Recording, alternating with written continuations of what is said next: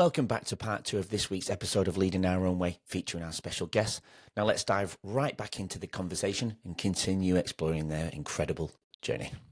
Before we jump into the more present time of your life, let's just go back to your childhood, because your childhood was an interesting childhood, obviously moving to Australia. But if I was a fly on the wall in your house, how did you grow up with your parents? How did that look? Oh, my home life was very unhappy. Dad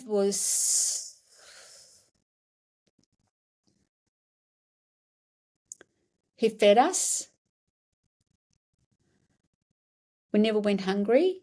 But his discipline was physical. And me being the eldest child and a girl, a lot was expected of me. I didn't have a childhood at all. That's why I always said I would never get married. I would never have children, because according to me, I didn't want to be dictated by a male, but also I had my children. So why would I want children again?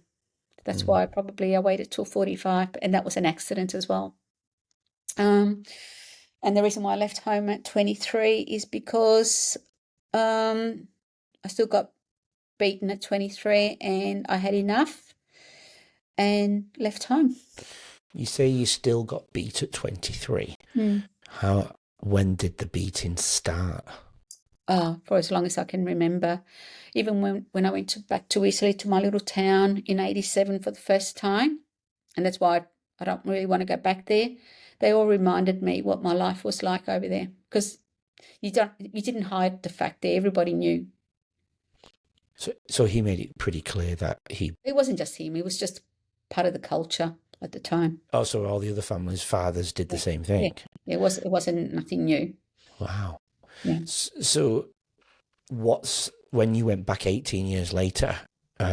What sort of things did they remind? They were bringing up like, oh, do you remember when your dad did this? And I thought, I don't want to be reminded. It's taken me a long time to get to where I am. I really don't want to be reminded. So yeah, I didn't want to stay there. Other than beating you, how many sisters did you say you have? I got 3 sisters and a brother. Did they take on the same beating as you? No, I was the eldest. So it only came on you. Is that part of the culture? Was that part of the culture? Then it was just the eldest. Well, because the responsibility was mine. My brother copped it a little bit as well, but especially the last 2 certainly didn't cop it at all. The middle one maybe a little bit, but she was a bit of a rebel. But mainly me, then my brother, a bit. Yeah. And your mum, did your mum ever say anything, or was this part of how she accept it as being the norm? It was part of the acceptance. Whilst in Italy, she was beaten up as well by him. When we came over here, at least with her, I think it only ever happened once. It was part of, it's accepted. Wow. So, okay, because you came at 11, so there's 12 years to the point of the breaking point. You, as you mentioned before, you were kind of suppose you're the mother of the house. What type of mother jobs did you have to do around the house? Cleaning, cooking, washing, getting the kids ready for school, walking to school with them, doing their lunches. Yeah. Where was your mum when this was all happening? Well, initially she was working in the land while Dad was away. For example, he had to go to Switzerland or France or Germany to earn some money, and that probably was the better times for me. I used to dread him coming back. The only thing that got me excited when he was coming back is that I knew that he was going to bring chocolate from those countries. I wondered if it was a gift, yeah. Yeah. And Mum was working in the land, and straight after school, even though I was only 11, I had to go to the land and pick olives in the middle of winter. It was quite cold. I used to have to look after the siblings. When we came over here, Mum was sick for a little while. And then when she got better, she went to work. So the responsibility laid with me. And I remember one night, Dad was going to the hospital to see Mum. So I had to cook for the kids. And I wanted to play. I was 12. And this was in Preston.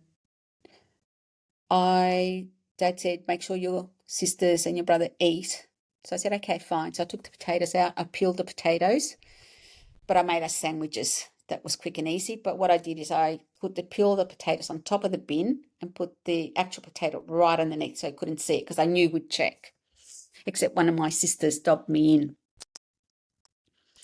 Yeah. No, she didn't cook, Dad. I said, Dad, I did. Have a look on the thing. So he had a look. She goes, yeah, have a look underneath. The potatoes are underneath. Oh man. Yeah. So it wasn't that I was a bad child. It's just that I wanted to play. You wanted to be a child. Yeah. What did you cop on that one then, if I can ask? Oh, the thing is, he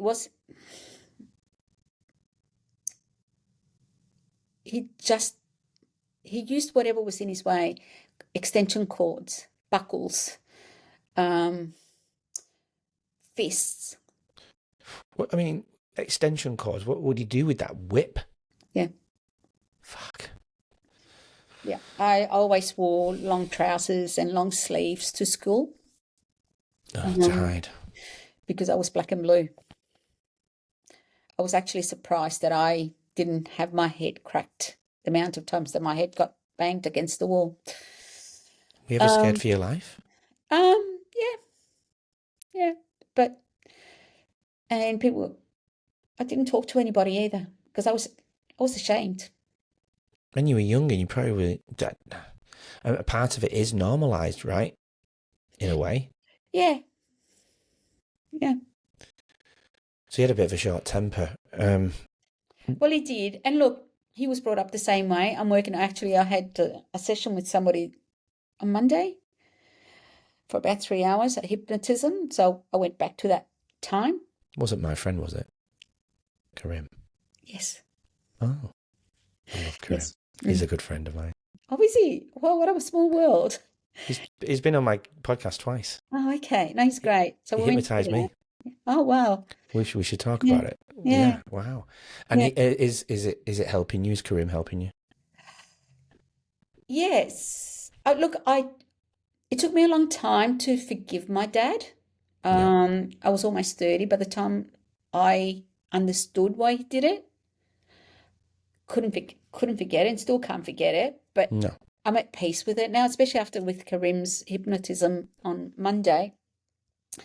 Because he took me back to my dad's young days. Because I remember my dad saying that he was always running away because of his family, etc. So I can understand why he did it. He was illiterate. He didn't know any better. And it's really funny because I always find that people either go the same way as their parents or they go the complete opposite. With my son, I would never touch him. No. Because there's so many different ways you can discipline a child without having to be physical. For sure. So it's made me understand him a lot more, but it took me a long, long, long time. I remember when I left home at 25, my mum rings me and says, oh, your dad's gone into hospital. I said, is he dead? That's how I said it. A bit of hope there, eh? Yeah. And now I regret because he died, luckily, 3 months before I got caught because I don't know how I would have coped.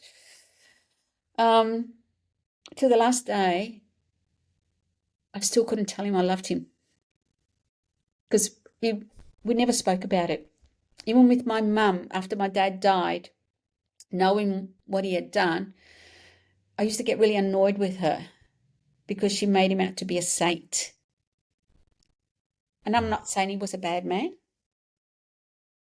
He did the best he could for his family. But don't forget everything else he's done either. You know, he was a good man, but he was also the nasty side of him. A toxin doesn't... Yeah. How can I say it? The bad side just naturally takes over the good side, doesn't it? Especially when it comes to physical violence, it's like that's like that toxic positivity, isn't it? Mm-hmm. You know, you can have that nice positive mask on front, and then it's just evil inside.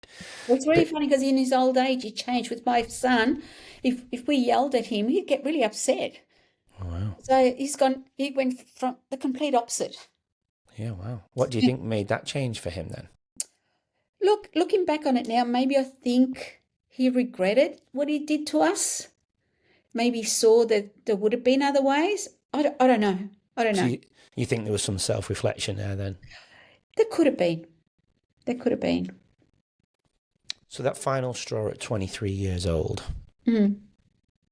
what did he do what was that final straw? I went out and I got given a curfew of midnight. And At unfortunately, 23? yeah. And unfortunately, I didn't come home at midnight. I came home, I think it was about 1:30. So, yeah. Did the punishment happen that night or the next day? It happened the following morning. And then I was given half an hour to pack what I could in my car, and whatever I couldn't pack in half an hour stayed. Oh, really? Mm. So he and your mum pushed you out of the house that morning? I had two choices: stay there and do what I was told, or get out. Mum didn't want me to get out, but I had to make a choice, and I said, "This is the last time you beat me. I can't handle it anymore." So I packed up my albums and left, and a few clothes. What pushed you to stick up for yourself that particular day then? I think it's because through my acting in a theatre company, I met this couple, and I was always babysitting their children because they had two lovely little boys.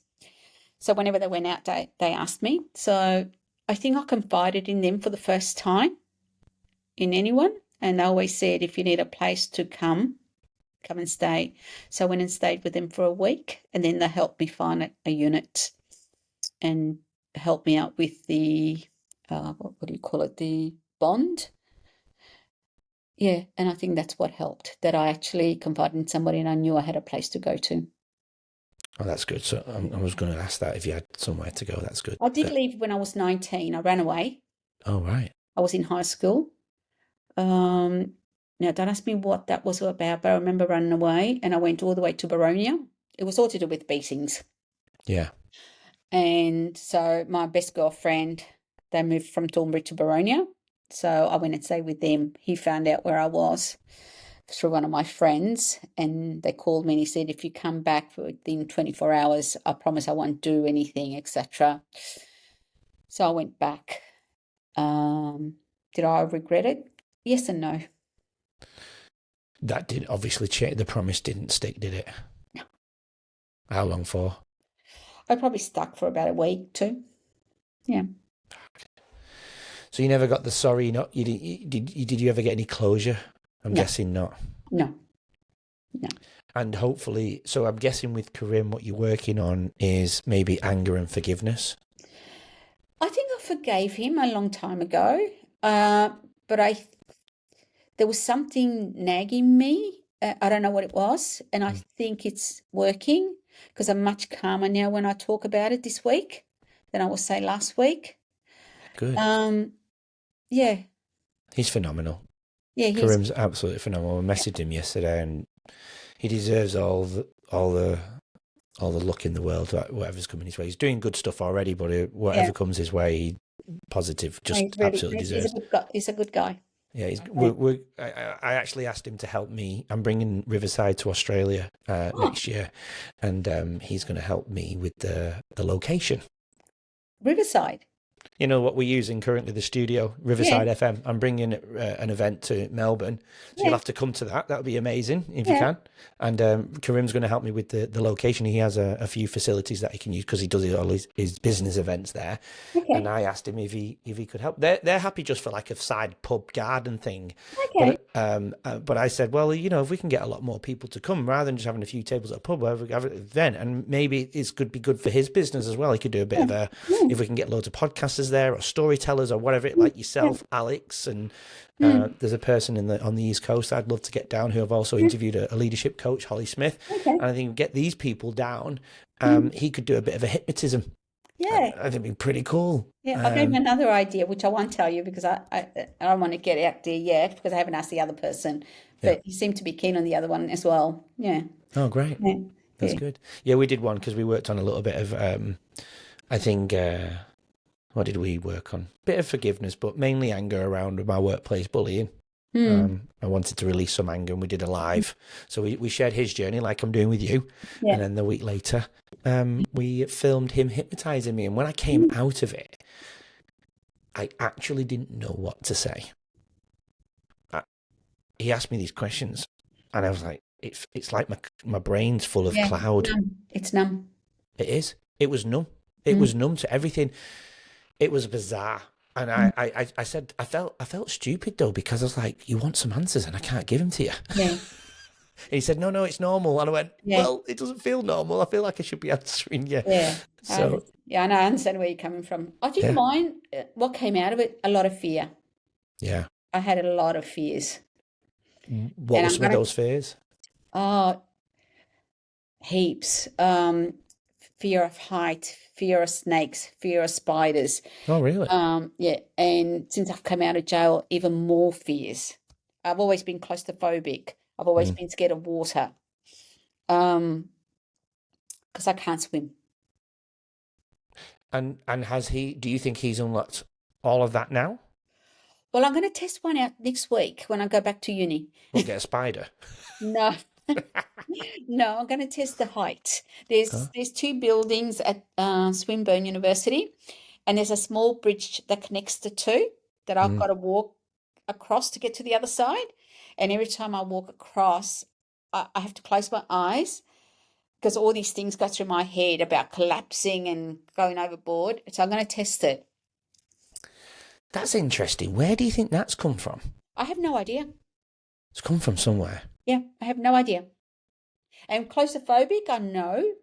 I think it's because I used to be locked away quite a lot by dad, and that's why I used to get the bashing in locked rooms, so mum couldn't get in. That makes So I sense. think that comes from that. Did he lock you away in cupboards, just like a Not a cupboard. No, no. He'd locked me in a room, with him? and him. Oh, Yeah. fuck. So That makes me angry. don't get angry. I know. It's fine. It's fine. And I think that's why I've got this real soft spot for kids' charities. Yeah. Because as grown-ups, we've got a choice. As kids, they don't have a choice. And some of the horror stories I hear and read, and I don't condone any mother, I don't care how much mental illness you've got or father, you don't take it out on the kids. You don't kill your kids. They're Agree. innocent. This is why we talk about childhood on the episodes, because it usually paints a picture of why you make certain decisions in life, and you just said it there with the charity events. You know, there's the reasons. That's the root of why you're doing all those amazing, wonderful things in that space. So good on you. Yeah. So high school in Melbourne was outside of the family home. Was high school an escapism for you? I loved high school. Oh, I great! loved school. Yeah. I didn't want to go home. I can imagine. Yeah. School was where I was safe. I felt safe. I didn't get bullied, even though I didn't speak English. But I made an effort to speak English. So within 12 months, I learnt the language. Oh, good. High school was fantastic. I used to wag school sometimes because I hated sport. I hate sport with a passion. So every Wednesday when we had sport, I'd go to the city, go to the theatre or cinemas, just had to make sure I was back home before mum and dad got home. Yeah, wow. Yeah, I can see why school would definitely be your safe space. Yeah. Even those things that are, but I mean, apart from sport, but if you had a boring writing lesson or a maths lesson or whatever, you'd gladly sit through that, wouldn't you? Just to I loved learning, but I still love learning. Yeah. Yeah. I've fallen in love with learning, as you could probably tell in the last few years. Yeah. So after high school, then you did a few things before going to England, didn't you? You worked at the. Yeah, I worked. I got my first job full time at a place where I worked part time because I started working there when I was 16. And Was that where was that at? That was in Northcote. It was a clothing shop where they sold school uniforms. That's how I got the job, because I had to wear a uniform. And I asked accidentally to see if they had. And they said, yeah, we got a job. So I used to work there Friday night, Saturday morning. So a lady from there used to pick me up and drop me off. So Dad was happy with that. So that was Friday night, Saturday morning, and then school holidays. I'd work there every day and made some really great friends. I still have a very long-standing friend since then. Oh, She's good. actually godmother to my child and was maid of honour at my wedding. Oh, beautiful. And then because I was trying to get into acting, they knew that. So when I left school, it was very hard to get work. So the girl in the office left. So I asked, would you give me a chance? And they said, yeah, sure. So I was there for about 3 years. So I learned everything under the sun. I learned bookkeeping, Kalamazoo system. I learned basically everything. I ran the office for when the boss was away, whereas before he wouldn't give the authority to the other girl because she wasn't interested, whereas I was. Everything he gave me, I was, why? Why do we have to do it that way? I wanted to know the reasons why. I just didn't accept it. He nicknamed me Why, because everything was, but why? So I lasted there till 3 years later. And then I went and worked for Telstra, or Telecom in those days, at the 1100. I hated it. I lasted there about 11 months. Yeah, to get out. And then I went to Collins Mitsubishi in the city. So I mainly worked in the city. Yeah. And I've got a love for the city. I love city life. I hate country life. It's too quiet, too boring for me. So give me cities anywhere that are nice and big and busy, and I'm fine. I'm happy. Is that why you went to England? Yeah, probably. I did enjoy England when I first got there until I started looking for places to rent. They were the pits. They're expensive, dirty, grubby. But I had a good time there. I met some really lovely people. What made you go to England? Because I broke up with my fiance and we couldn't be apart and we couldn't be together, and one of us had to get out of the country and he didn't have enough balls.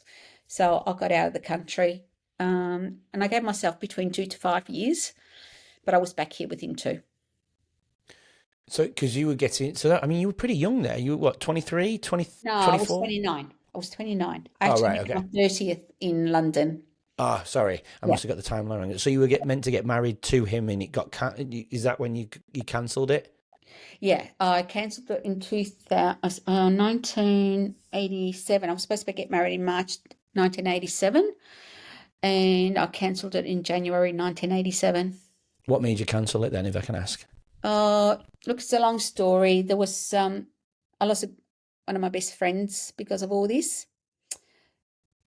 What, because of the split up, you mean? No, the split was because of my girlfriend.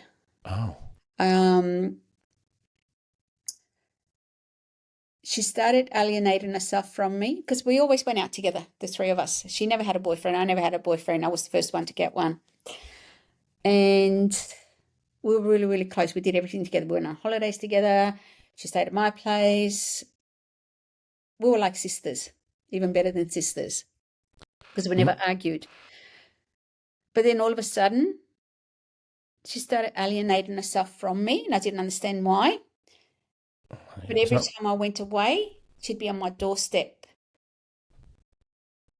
And I'd ring and say, what are you doing tonight, to my fiance? And he goes, I'm going out with such and. I said, really? Why? I'd ring during the day at work. Oh, what are you doing? I'm going to lunch with. It got to the stage where people started asking me questions, what's happening between these two people. So I confronted both of them at separate times. They both denied that there was anything towards it or anything between them. But then his family approached me as well. They said, Connie, what's going on between our son and this person? I said, well, you tell me. And I burst out crying. I said, you tell me. I said, I have no idea. So that's why you had to leave. So something wasn't gelling. She denied it. He denied it. Nothing ever happened between them. because they both married different people. And I lived in the unit, but he was always dropping in, etc. So it was one of those love-hate relationships. It wasn't hate because there was no hate. But we couldn't be together and we couldn't be apart, if that makes sense. Yeah, it does. So I basically said to him, one of us has to get out of this country. He said he wanted to, but he never got off his thing, so I went. You went, yeah. So Yeah. you never got the answer if they ever were No, I together? don't think they did. Oh, right. Yeah, I don't think they did because, yeah. Do I still think there was something from her part to his? I think there might have been something there. Whether it was reciprocated or not, I'm not sure. She's happily married now. She's got a child of her own. But yeah. Okay. I suppose this is the... I'm guessing this is the perfect part to bring in where you get back from Australia. And you've already mentioned that you worked in the bakery for a few years once you returned. But after the period of time in the bakery, you started your own financial services. And this is, I suppose, the beginning of the journey of the next chapter of your life. Yeah. All right, let's go. I think this is an important part to start. Is there anything you think we've missed? Because I feel like we've painted a good picture of your character and your journey in your early lifehood of why certain decisions were made, if that makes sense. Let's go with your financial service business. You bought your house in Brunswick with your sister, is that right? Yeah. And then your financial service business came about. Let's go for it there. How did that begin and Well, how I did that... started my financial services business in 92 when I left the bakery. The first 12 months was tough because it was fairly new sort of business. People didn't actually outsource their financials, etc. So, but after it picked up, I was busy 24/7. I hardly had time to even scratch my head. Just before though, what inspired you to go down the financial services route? Because at the bakery, I was doing payroll, HR, and I was doing the bookkeeping for one of their smaller subsidiary companies. Yeah. And I started an accounting degree too at RMIT, which they were paying for. So when I left, I had to pay myself through HEX. But unfortunately, my business took off, and so I couldn't fit the rest of the degree. So I left after about 3.5 years. So I didn't quite finish it. You were nearly there. Almost there, yeah, but I couldn't fit it in. And honestly, I found it quite boring. Because what you actually do in bookkeeping and what you actually learn, again, very theory heavy. Yeah. Yeah. And out there, you hardly look at the books. Yeah. It's the same in most, isn't it? It's the same in teaching for us. You know, I did my degree in marketing, came out over here to do my postgrad in education, and I'm making masks in art. I'm not an art teacher. I really started to learn the art of teaching once I'd started. You know, they never taught me how to teach persuasive text structure and math. Oh, I mean, I knew how to do maths, but you know how to teach it. Let's say, you know. Again, no one can teach me how to connect with people and how to connect with kids. No degree can ever prepare you for that. And really, that's the art of teaching is connection. And we get that wrong. Yeah. Anyway, that's a whole other episode, that one, Connie. Yeah.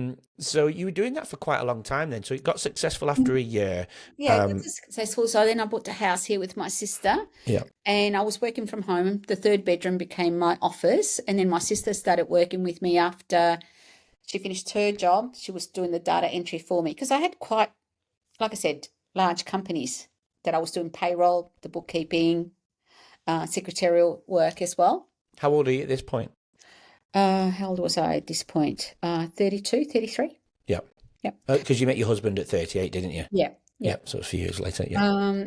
And then I had to move. Then I met my husband in 95. Started going out with him in 96. And I moved the office to Carlton, in a little office in Carlton. And whilst there, I got involved with the association there. And they asked me if I would like to go on the committee. And I know what it's like on the committee. I would do all the work and the president would take all the glory. So I said, look, I'm happy to come on the committee, but I want to be president. Join us tomorrow to hear more from today's incredible guests and learn valuable insights to help you lead your own way. Don't forget to subscribe. We'll see you then.